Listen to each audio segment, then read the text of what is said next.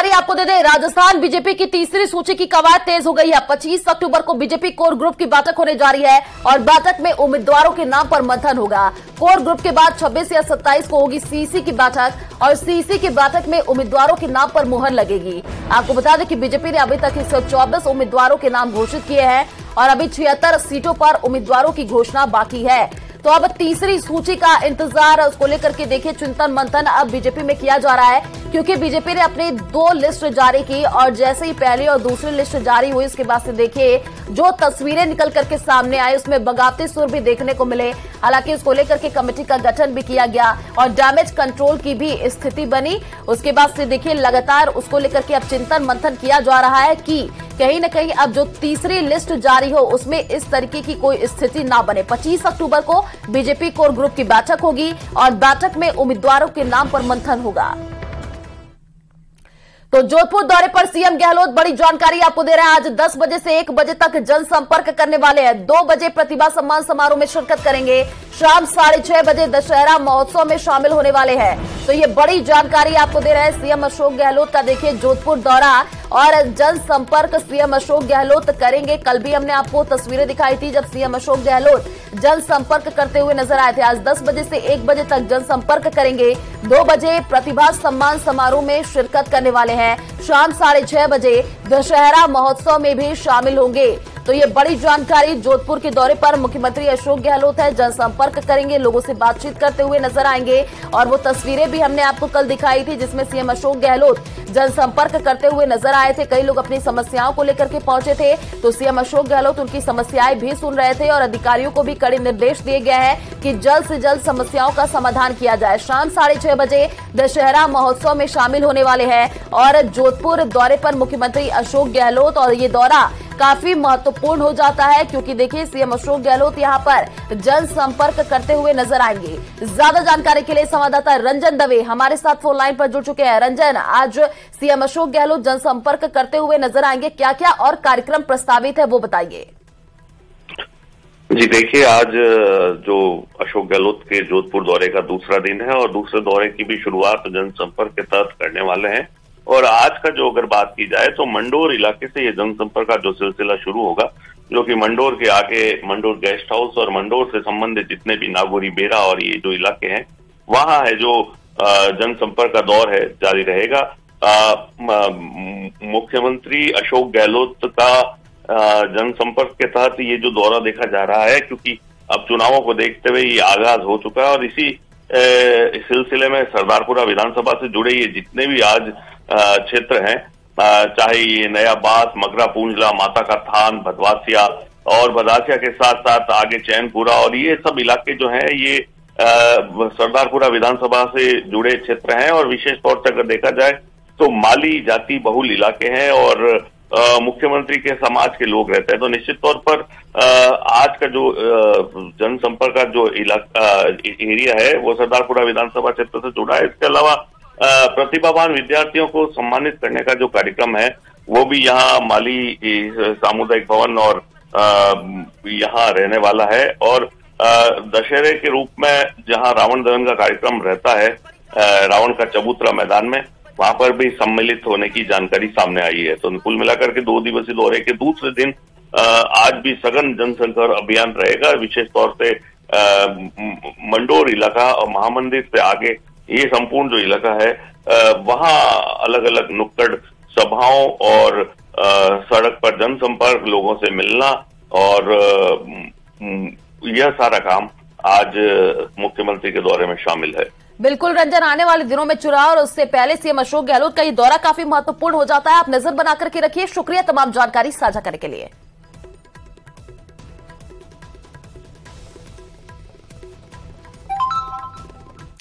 तो राजस्थान विधानसभा चुनाव को लेकर आरएलडी संगठन महासचिव त्रिलोक त्यागी का कहना है कि टिकट को लेकर सीएम अशोक गहलोत समेत पार्टी के वरिष्ठ नेताओं से बातचीत चल रही है और बहुत जल्दी तस्वीर साफ हो जाएगी।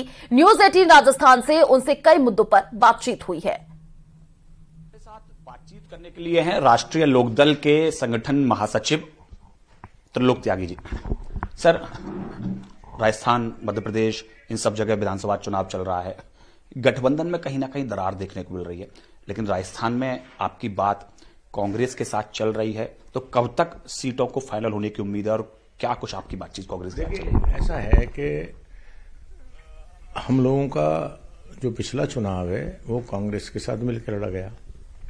हमारा राजस्थान में एक मंत्री भी हैं, कैबिनेट मंत्री हैं सुभाष गर्ग। अभी कांग्रेस से हम मिलकर चुनाव लड़ने की तैयारी कर रहे हैं, हमारी बातचीत चल रही है और संभवतः अभी इसी सप्ताह में तय भी हो जाएगा कि कौन सी सीट हम लड़ेंगे। वो कांग्रेस के हमारे बीच में बात चल रही है। सर, लेकिन अगर मध्य प्रदेश की बात करें तो समाजवादी पार्टी और कांग्रेस की भी बात हो रही थी। हालांकि बातचीत खत्म हो गई, कांग्रेस ने अपने कैंडिडेट अनाउंस कर दिए, सपा ने अपने कैंडिडेट अनाउंस कर दिए, तो कहीं ना कहीं गठबंधन में दरार देखने को ले। तो ऐसे में आरएलडी अभी कांग्रेस के समर्थन में है या अगर उसको सीट नहीं मिली तो फिर अलग से कोई अपना कोई विचार करेगी आरएलडी? देखिए, ऐसा है कि गठबंधन जो इंडिया बना है वो लोकसभा चुनाव के लिए है। राज्यों में तो अभी केजरीवाल जी का बयान आया कि छत्तीसगढ़ भी लड़ रहे हैं, तो कहां गठबंधन में दरार आ गई? कोई दरार नहीं है। हाँ, ये बात जरूर है कि अखिलेश जी की और कांग्रेस की बात हुई थी और बात काफी समय तक चलती रही, तो बात हो जाती तो अच्छी बात ही, वो फायदा रहता उसका। और इस तरह के बयान जो इंडिया गठबंधन में जो लोगों ने बयान दिए हैं, मैं उन्हें यही सलाह दूंगा कि इंडिया गठबंधन के लोगों को संभल के बोलना चाहिए एक दूसरे के बारे में और एक दूसरे की सीनियरिटी का सम्मान करना चाहिए। नरेश सैनी के साथ पवन गौड़, नवक्रांति टीम। तो टिकट बंटवारे को लेकर कांग्रेस के कुनबे में भी कलह के बादल मंडराने लगे हैं। डूंगरपुर सीट से गणेश घोगरा को फिर से टिकट देने के विरोध के बीच प्रधान देवराम रोत ने बागी चुनाव लड़ने का ऐलान किया है। गणेश घोगरा का विरोध कर रहे नेताओं का साफ कहना है कि पार्टी अगर फैसला नहीं बदलती है तो प्रधान देवराम का बागी चुनाव लड़ना तय है, जिसकी जानकारी एक प्रेस कॉन्फ्रेंस में दी गई, जिसमें प्रधान देवराम और रोत समेत देखे कांग्रेस के कई वरिष्ठ नेता मौजूद थे। इस दौरान विधायक गणेश घोगरा पर सीनियर नेताओं की अनदेखी के आरोप भी लगे। आज जब टिकट हमको नहीं मिली तो मैं ये सोच रहा हूँ कि 40 साल काम करने के बाद भी यदि मेरे जैसे कार्यकर्ताओं को तवज्जो नहीं मिलेगा तो आने वाली पीढ़ी को कौन तवज्जो देगा? जो कार्य करता है, किसी भी दल का व्यक्ति हो, किसी भी दल का कार्यकर्ता हो, उसके अंदर कुछ उम्मीदें होती है, कुछ आशाएं होती है कि आज नहीं तो कल मुझे भी भविष्य में कुछ नेता बनने का अवसर मिलेगा। अलवर की मुंजावर विधानसभा सीट से टिकट न मिलने से खफा महिला कांग्रेस सेवा दल प्रदेश अध्यक्ष डॉक्टर अंजलि यादव ने पार्टी पर भेदभाव का आरोप लगाते हुए मुंजावर से चुनाव लड़ने का ऐलान कर दिया। दरअसल इस सीट से कांग्रेस ने ललित यादव को टिकट दिया है। दरअसल टिकट न मिलने से खफा अंजलि यादव ने सैकड़ों कार्यकर्ताओं के साथ बैठक की, जिसमें उन्होंने चुनाव लड़ने का फैसला लिया।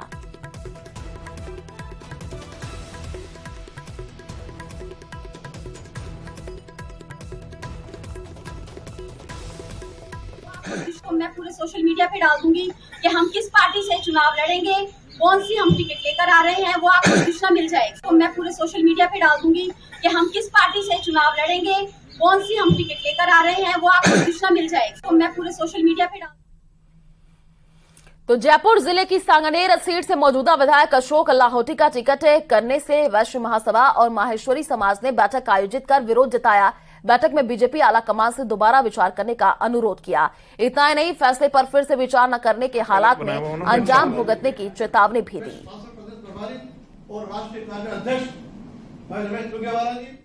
अशोक जी लाहौटी की टिकट काटी गई है, वो बहुत ही गलत तरीके से काटी गई है। अशोक जी लाहौटी कर्मठ और युवा और जनसेवक हैं। ऐसे जनसेवक का टिकट काटना, जिन्होंने निस्वार्थ भाव से 5 साल सेवाएं दी है, इसके अलावा मेयर थे तब सेवाएं दी है, और इसीलिए आज वैश्य समाज उनके लिए लामबंद हुआ है कि उनकी टिकट नहीं काटा जाना चाहिए। अभी भी वक्त है, क्योंकि समाज उनके लिए संघर्ष करने के लिए उतारू है। तो श्रीगंगानगर में टिकट कटने से नाराज बीजेपी नेता विनीता आहूजा ने निर्दलीय चुनाव लड़ने का ऐलान कर दिया, जिसकी जानकारी उन्होंने एक प्रेस कॉन्फ्रेंस में दी। इस दौरान उन्होंने बीजेपी पर अनदेखी का आरोप लगाया, साथ ही दावा किया कि उन्हें सभी समाज के लोगों को समर्थन हासिल है। उसके साथ-साथ बहुत सारी ऐसी अंतरात्माएं आपके पत्रकार बंधुओं में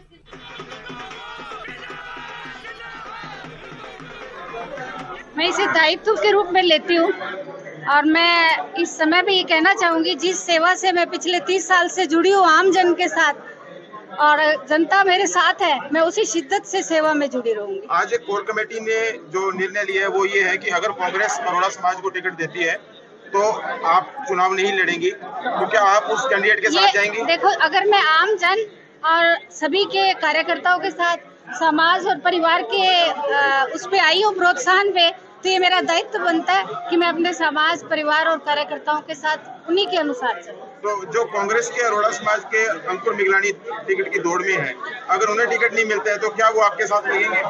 ऐसा क्योंकि वो जिलाध्यक्ष भी है कांग्रेस के। ऐसा समिति ने उनके साथ अपना विचार विमर्श करके ही निर्णय लिया होगा ना। मेरा सीधा सवाल नहीं। एमएलए पर हमला मामले में भारी बवाल देखने को मिला है। सवाई माधोपुर में हमला और दौसा में ये बवाल हुआ है। दानिश अबरार पर यहां पर देखिए हमले मामले में भारी बवाल देखने को मिला। रात 1 बजे तक सांसद किरोड़ी के नेतृत्व में धरना और पुलिस पर डिटेन युवकों से मारपीट के आरोप हैं। मामले में पुलिस ने 5 युवकों को डिटेन कर लिया है। रामगढ़ पचवाड़ा थाने में पुलिस के खिलाफ देखिए यहां पर केस दर्ज हुआ है। तो एमएलए पर हमले मामले में भारी बवाल देखने को मिला है और अब पुलिस पर डिटेन युवकों से मारपीट के आरोप भी लगे हैं। ज्यादा जानकारी के लिए संवाददाता आशीष हमारे साथ फोन लाइन पर जुड़ चुके हैं। आशीष, देखिए सवाई माधोपुर में हमला हुआ है और फिर उसके बाद से भारी बवाल दौसा में देखने को मिला है। क्या जानकारी इस पूरे मामले को लेकर के अभी? बिल्कुल, कल जिस तरह विधायक दानिश अबरार पर हमले की जो खबर आई थी उसके बाद में मलारना पुलिस एक्टिव हुई थी। तो हमला करने वाले जो लोग थे उनको पकड़ने के लिए दौसा में जगह जगह दबिश दी गई थी, जैसे लालसोट और रामगढ़ पचौरा इलाके में दबिश दी गई थी। इस दौरान जो आरोपी थे, जो हमला करने वाले जो युवक थे, वो 2 गाड़ियों में सवार होकर आए थे। एक गाड़ी जयपुर फरार हो चुकी थी, वही दूसरी गाड़ी को पुलिस ने पकड़ लिया जिसमें स्कॉर्पियो को पकड़ा था और 5 युवक डिटेन किए थे। लेकिन उसके बाद में घटनाक्रम पूरी तरह बदला और सांसद किरोड़ी लाल मीणा पहुंचे तो वो जो युवक थे, युवकों के कपड़े खुलवा रखे थे और उनके साथ मारपीट हुई थी, जिसके बाद सांसद किरोड़ी लाल मीणा भड़क गए और उन्होंने युवकों को लेकर नांगल राजावतान थाने में पहुंचे और वहां धरना प्रदर्शन किया। रात 1 बजे तक सांसद किरोड़ी लाल मीणा और उनके समर्थक धरना प्रदर्शन करते रहे। इस दौरान उन्होंने आरोप लगाया कि पुलिस ने द्वेषतापूर्वक कार्रवाई की है और उनके साथ मारपीट की है, जो डिटेन किए हैं उन युवकों के साथ। उसके बाद में युवकों का मेडिकल कराया गया और अब मलारना पुलिस के खिलाफ मुकदमा दर्ज करा दिया गया है। दौसा में पुलिस पर मारपीट के आरोप लगे हैं और अमानवीय व्यवहार के आरोप लगाए हैं कि कपड़े खुलवाकर और गालियां निकालकर उनके साथ मारपीट की गई, इस तरह के आरोप लगाए गए हैं। रात को ही धरना स्थल से सांसद किरोड़ी लाल मीणा लगातार पूरा मामला और भी ज्यादा बढ़ता ही जा रहा है और काफी बवाल भी देखने को मिल रहा है। चलिए, शुक्रिया तमाम जानकारी साझा करने के लिए। तो चुनाव से पहले और आचार संहिता लगने के बाद से पुलिस और प्रशासन लगातार कार्रवाई कर रहा है और प्रदेश भर में ताबड़तोड़ कार्रवाई करते हुए करोड़ों की नकदी और सोने के जेवर बरामद किए जा रहे हैं। हम आपको टीवी स्क्रीन पर प्रदेश भर में पुलिस की हुई 6 बड़ी कार्रवाई की तस्वीरें दिखा रहे हैं। देखिए, जयपुर, दौसा, झुंझुनू और अलवर में ताबड़तोड़ कार्रवाई की गई है।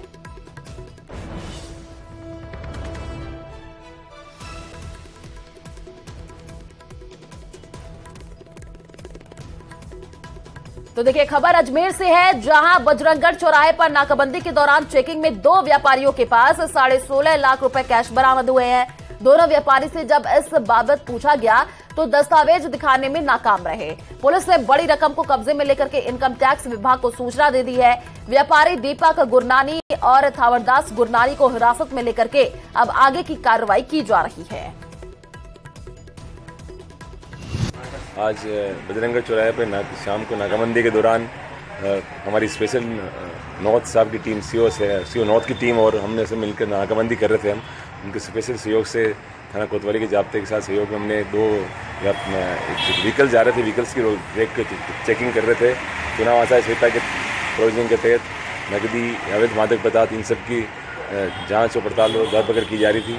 सीमा एसएसआर के आदेशानुसार हम नाकाबंदी कर रहे थे। नाकाबंदी के दौरान एक गाड़ी आके रुकी तो उसमें तलाशी ली तो उसमें संदिग्ध राशि करीब जो अकाउंटिंग करने के बाद पता चला कि 16,51,020 रुपये नकद मिले थे। 2 व्यापारी हैं वैसे, लेकिन उन्होंने कोई सेटिस्फाइड जवाब नहीं दिया, इसलिए हमने उसको डिटेन किया है और अग्रिम कार्रवाई के लिए इनकम टैक्स विभाग इसमें स्वीकृति की प्रोविज़न है। 10 लाख से ज़्यादा तो राशि जब्त की जाती है, उसमें इनकम टैक्स विभाग को इन्वॉल्व करना पड़ता है। उनकी कार्रवाई मिसल ऐसी की जाती है तो उनको इन्फॉर्म किया है। अग्रिम कार्रवाई इनकम टैक्स टीम आ गई है, कार्रवाई कर रही है। तो जयपुर में भट्टा बस्ती थाना प्रभारी का रीडर ट्रैप हुआ है। 2 हेड कांस्टेबल को एसीबी ने ट्रैप किया है। आपको बता दें कि संजय शर्मा और बुदाराम 30,000 घूस लेते गिरफ्तार। थाना प्रभारी के नाम से रेप केस में रिश्वत मांगी थी। रेप केस में राहत के नाम पर परिवादी घूस मांगी थी और थाने में 30,000 रुपए की रिश्वत लेते ट्रैप हुए हैं। तो थाना प्रभारी का देखिए यहाँ पर जो रीडर वो ट्रैप, ये बड़ी जानकारी आपको दे रहे हैं। भट्टा बस्ती थाना प्रभारी का जो रीडर है उसको अब ट्रैप कर लिया गया है। जयपुर से बड़ी जानकारी, 30,000 रुपए की रिश्वत देते ट्रैप किया गया है। जयपुर के भट्टा बस्ती थाना इलाके में आज एसीबी ने बड़ी ट्रैप की कार्रवाई को अंजाम दिया और 2 हेड कांस्टेबल को 30,000 रुपए की रिश्वत लेते हुए रंगे हाथों गिरफ्तार किया है। हमारे साथ मौजूद है एसीपी नीरज भारद्वाज, हम उनसे बात करेंगे। सर, क्या मामला है, क्यों रिश्वत की रकम ली जा रही थी? सर, हाँ, ये एक ब्यूरो मुख्यालय पे गत दिनों में परिवादी ने शिकायत दी थी कि उसके भाई के खिलाफ कोई यहाँ भट्टा बस्ती थाने में मुकदमा दर्ज है। इसमें उसके जो राजीनामा हो चुका है, उस को राजीनामे के एवज में उसके खिलाफ कार्रवाई ड्रॉप करने के लिए वो कई बार मिला चुका है। यहाँ भी फिर भी उसके जो पुलिस कर्मचारी हैं उनके द्वारा रिश्वत मांग की जा रही है, जिसके सत्यापन कराया गया, जिसकी तायीद हुई।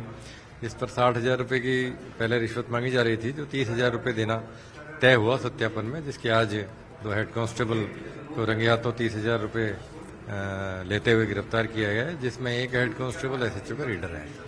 एक एसएचओ का रीडर भी बताया जा रहा है, हेड कांस्टेबल। क्या रोल अब तक सामने आया दोनों हेड कांस्टेबल्स का, और थाना प्रभारी की क्या भूमिका भी क्या संदिग्ध है?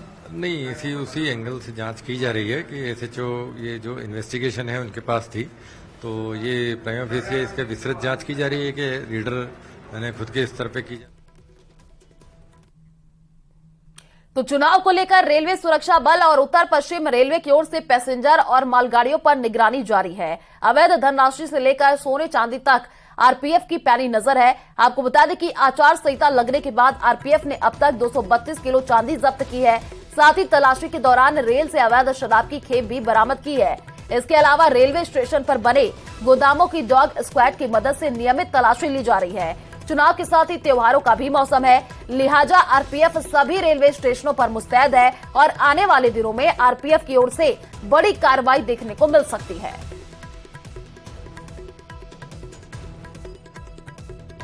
यात्री भार को देखते हुए और यात्रियों की सुरक्षा के मद्देनजर रेलवे सुरक्षा बल के द्वारा लगातार व्यवस्था गश्त बढ़ाई जाती है और चाक चौबंद की जाती है, ताकि यात्रा के दौरान ना कोई अवैध कोई सामान लेकर के जाए, ना कोई अनधिकृत रूप से ट्रैवल करे।